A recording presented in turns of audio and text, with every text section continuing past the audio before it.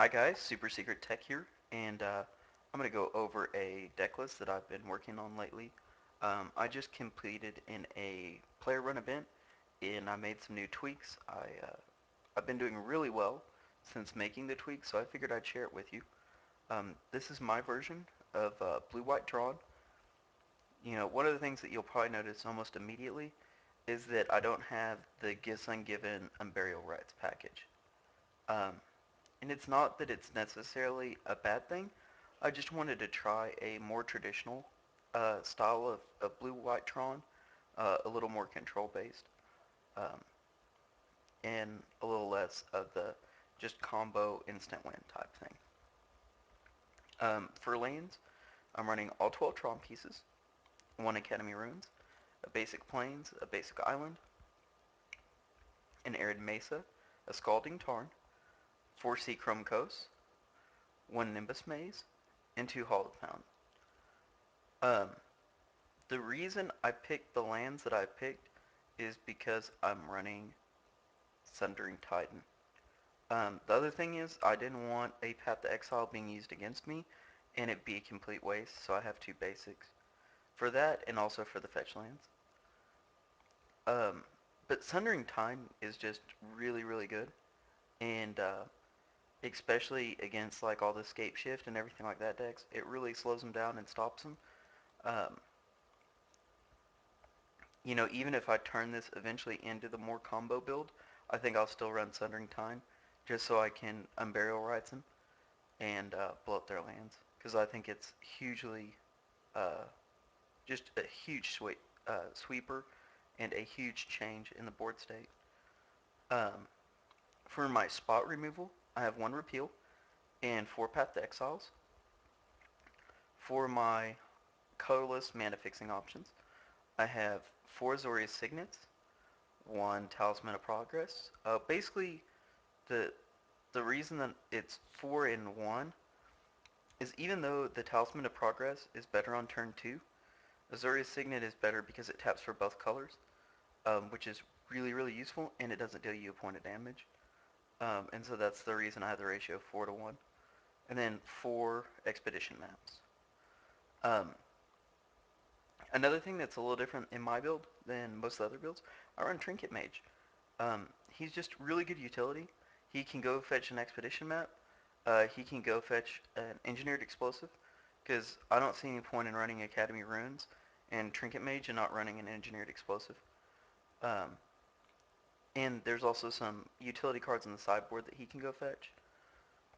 Gifts Ungiven, just because it's really strong, um, you can get, if it's removal, I can grab from this package. If it's I need a counter, I can grab from, a couple of these and another gifts and then like a Trinket Mage. That's the other thing when you run Trinket Mage. When you gifts for a Trinket Mage, people worry because they don't know exactly what all's in your deck unless they searched it. And there's a lot of stuff that's just bad juju for a lot of decks that's under 1 converted mana cost. So he's a good threat. Like, he can really bluff out a Gifts Ungiven really, really well. And even if you don't get, like, sometimes I'll need a 4th Tron piece, and I'll Gifts Ungiven, and I'll get the Tron piece, an Expedition map, an Azorius Signet, and a Trinket Mage. That way, no matter which way they slice it, I'm able to get my combo. And that's the key to a good gifts package. You need to give them 4 choices that no matter what, you're getting what you need. So like if say you want to do the removal plan, and say you've already drawn Terminus and use that. So then you can do Day Judgment, Wrath of God, Engineered Explosives, and you could do Academy Runes. That way, worst case scenario, you're getting an Engineered Explosives, a Wrath of God, or a Day Judgment, and possibly an Academy Runes. So if they aren't smart about it, you're going to be able to keep bringing back Engineered Explosives. My Fatty package is a little different than most players. I like Baneslayer Angel, just because the lifelink's really good, and just the powerhouse abilities of this card are really, really good. And I kind of like it more that it's a 5 mana card because I can cast it early in the game. it really helps with the aggressive decks, and especially if I don't get my Tron early. It's just a good utility creature that can buy me time until I can get my Tron online and just take the game away from them. Wormcoil Engine has kind of become a staple in this deck, and I agree with it. You know, Death Touch and Lifelink is really, really good against a lot of the matchups, and it's, the Lifelink of those two cards really buy you time to get to the bigger stuff if you don't get Tron online immediately. I'm running one Ulamog just because I like the ability, and I like the fact that he's indestructible. He's a lot harder to deal with than Emrakul is in certain matchups, and I really, really like that. And I like the fact of having two Eldrazi's. One, basically, if they're playing a mill deck, they just lose to me automatically because I'm running two different Eldrazi's main deck. So even if they can get rid of one of them, they still have to deal with the other one. And I can Gifts and Given and pick an Eldrazi and anything else and instantly shuffle my library. And so that's a thing too to remember. So like if they're targeting to destroy your library and you have Gifts and Given in hand and 4 mana untapped and they're not going to counter it, you play Gifts, put Emrakul and whatever else. It doesn't even matter. And pick Emrakul and a Gifts and it'll shuffle the whole thing back in. And just those two. And it immediately shuffles your deck. So that's good technology as well to prevent mill and like graveyard hate. And Sundering Time, like I was explaining earlier, it just blows up lands, and he's a really big body. He's hard to deal with. And even if they deal with him, like if they bounce him, he's like 10 times better. If they bounce him and you have to replay him, because then you're just destroying more and more lands every time he comes back into play. The other thing that's nice about running Ulamog and Emrakul is the deck can go infinite without running Mindslaver. Um, Basically, I decided to not run Mindslaver and run Ulamog instead in its spot, just because I like this going infinite a lot better than the Mindslaver infinite turn lock. Even though the Mindslaver infinite turn lock is a definite, since I'm playing online, that takes a lot of time to do. And Ulamog and Emrakul basically can get the same thing done a lot faster. It wins the game. Condescend, I'm running three of these. These are basically draw cards in the deck and slowing down their tempo. Um, the way I have this built is it's really a tempo deck. It might not seem like it because it's very big tempo swings. It's not small tempo swings. And it's not small incremental advantage. It's huge incremental advantage. Condescend, basically, and Remand are both basically like mini time walks in this deck. Uh, Condescend lets you filter your deck, Remand draws you a card and slows them down. And that's how you should use these, is just to slow them down. These aren't, you know, there's only a few matchups where you really want to save the counters and are really concerned about what they're playing. Most of the time it's just to slow them down until you can get your control lock going. Because there's not a whole lot of decks in the metagame that can deal with Emrakul, or Sundering Tide, or Ulamog, much less all three in one deck. And that's the other reason that I went with this package. It's just, it's once I get going, it's really, really hard to stop. Um, as far as the sideboard, you'll notice that my sideboard is Singleton. The reason behind that is it gives me a lot of utility against a lot of different decks. Um, a Johnny, I will bring in basically any time where life is a really big issue for me.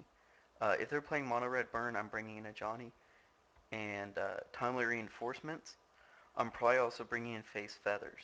Uh, Basically, I have basically sets of 3 and 4 of a lot of cards just because they go well with Gifts and Given. So like against Mono Red Burn, I'm going to bring a Johnny, Celestial Purge, Face Feathers, and Timely Reinforcements. So I can get any one of the singletons, or worst case scenario, I can Gifts and get 2 of them. Um, Disenchant is really good for the pod package. The pod package is Disenchant, Digger's Cage, Dispel, and Negate. The Mirror Match package is probably my favorite package, and that's a Johnny, Trinket Mage, Spellburst, and Face Feathers. just because this is really good. You can put on a Signet and really lock him out of mana. Um, another package is like the white weenie decks, or any of the really small creatures. Sometimes I'll bring in Chalice of the Void against Burn as well. But Chalice of the Void, Trinker Mage, Engineered Explosives, and Dispense Justice is a really good combo as well. Um, just because what that allows you to do is that allows you to not only stop their early mana cast spells, but also lets you blow up anything that's bigger than that on the board, or smaller than that on the board, and then you can dispense justice to just blow them out. Anything they have left that's bigger, you just dispense justice it. Like that's really good against Hellkite, uh, the Thundermaw. It's really good against that, um, and like Hellrider and the bigger spells that some of those decks run. Renounce the Guild and Ghost Prison. Um, Basically, those are going to be Renounce the Guild is against the Guides of Saint Traff decks, the Boros Reckoner decks. Um, Hexproof. You're going to bring this in for Ghostly Prisons against any deck that runs really low mana and a lot of creatures. So token decks, anything like that, you bring in Ghostly Prison. It really slows them down. Also, Timely Reinforcements is really good against Ghostly Prison. Um, Spellburst, basically anything slow, you're going to bring in one copy of Spellburst. And you never gifts for this card, just so you know. Never, ever, ever gifts for Spellburst. Because anybody that knows what they're doing is going to put it in your graveyard, and you don't want it there, you want it in your hand. Um, Even though there's not a lot of hand, search, I'm not running Thirst for Knowledge, anything like that. I'm running Trinket Mage instead. And, Engineered Explosives. I'm running those three cards instead of Thirst for Knowledge, just because I think they're more powerful. The other reason I'm running another trinket in the board is in case I decide to do Gaff Digger's Cage, Engineered Explosives, or Chalice of the Void from the main deck, or from the sideboard and bring him in main. I really want another Trinket Mage to help me make sure that I'm getting those cards, since they're singletons. Um, Even though it's easy to disrupt the singleton package, it's really useful with Gifts Ungiven. And 9 times out of 10, you're going to be, like, worst case scenario, they gifts and that you get stuff that, you get 2 of your answers and you really need the other 2. Worst case scenario, you can gifts again, get Emrakul and whatever else, and throw everything and recycle your deck. And just keep doing that. There's nothing wrong with doing that. It's also a way you can get infinite Gifts Ungivens. Because when you do that, it recycles all your Gifts Ungivens back. And so a lot of times, if I've already cast 3 Gifts Ungivens or 2 Gifts Ungivens, and I have one in hand, and I've already cast 2, that third one, I will, or I'm sorry, if I've already cast 1 Gifts Ungiven, and then I have 2 in hand, on the second one, I'll go ahead and cycle the deck back through, because then I can start all over with the Gifts package, because I already have 1 in hand. And my entire deck's recycled, so all my Gifts targets are back. So that's another really cool interactive way that you can play this. And you can do that in the other version as well. This one's just a little more stable. If they killed the Emrakul in the other version, you can't do that trick anymore. With Mon, they had to remove 2. Um, and Ulamog and Emrakul are both hard to deal with in different ways. But that's the deck tech for Mono Blue Tron, or Blue White Tron, I'm sorry. And I will be playing some matches with it shortly. I hope you enjoy.